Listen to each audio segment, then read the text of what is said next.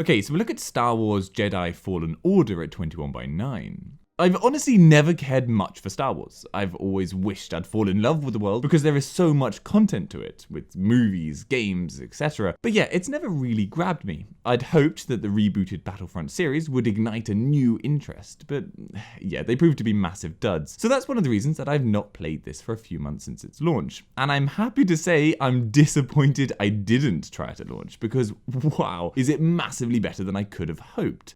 By the way, I'm going to do an update video in a bit about the reason why I've been away for so long. It's a startup called Connect, which is turning out to be an amazing new venture in my life. Link in the description if you want an early look at what I've been up to. But yeah, I'll do a detailed video about it soon. Anyway, first, the bit we all care about, the 21:9 support.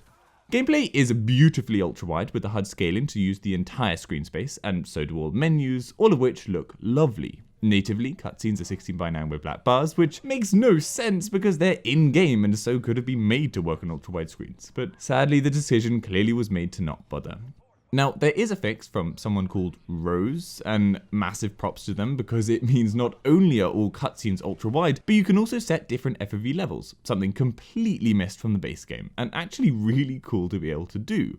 Now, word of warning, the ultra-wide cutscenes on the whole are great, but occasionally there are some cutscenes that are clearly, really never meant to be seen at wider than 16:9, and so you get a lot of visual weirdness, but it's worth ignoring these small moments in favour of the more common times when it does work great. So to get the fix working, simply download the file from the link in the description. Now, word of warning, it is safe, however your antivirus might flag it as dangerous, so you might need to create an exception to allow it to run. I had to do that with Malwarebytes. Now you can load up the game, and once you're in the game, tab out and run the mod. Now you can tab back into the game, and using the F keys, you can change your FOV, turn the cutscene fix on and off, etc. It's really simple. It's just annoying that you have to do this every time you play the game. It isn't a one-click fix. Performance-wise, it does run pretty damn well. However, there is some serious FPS hitching. I had to lock my FPS to 60. Now, I would have loved to do 70 or 80, but it only gives options of 60, 90, and 120. So yeah, seeing as I couldn't do 90 steadily, I had no choice to go to 60. And G-Sync isn't enough to smooth over these big FPS hitches. I'm not exactly sure what the culprit is, but thankfully locking to 60 FPS max means I avoid 97% of FPS problems. That isn't to say that things still don't stutter, but yeah, on ultra everything settings with blur turned off, I can maintain a pretty steady 60 FPS at all times. And do take note, FPS does have the potential of wildly varying depending on the scene. Most notably, the first world you visit is the hardest to run by a mile throughout the entire game. Weird, as you would have thought later game levels would be more complex. But yeah, it has so much fog that my machine just chugged hard down to like the 40 FPS range. So yeah, just when you think that you've cracked a good set of settings, don't be surprised if you find suddenly you can't push that many graphics settings for a scene. So just keep tweaking for the first bit of the game until you find the right balance. Sadly though, there are not a world-class set of graphics settings to play with anyway. It's enough, but it's not like they're going to give you the deep set of controls for your visual experience that you probably might want. This performance does matter though, because good god is this game beautiful. It is full of breathtaking scenes and superb animations. I really loved playing this purely from a visual standpoint.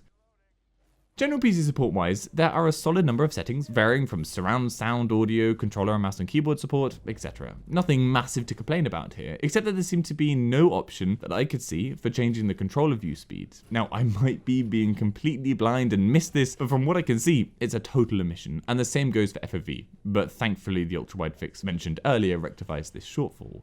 I haven't come across any real bugs, but I did hear that there were a plethora to be found at launch, which means most seem to have been fixed, which is nice to see. The last annoyance that only really will annoy those replaying the game is the inability to skip cutscenes, a very weird missing feature as some are long, so I don't know why this standard option isn't present, and it can be a bit annoying if you just have already seen the cutscene and just want to get through it as fast as possible. A brief summary of the gameplay from my playthrough revealed an absolutely fantastically fun game. There are some rough edges, with control not being razor sharp and some not fantastic boss fights, but on the whole, it is really, really solid.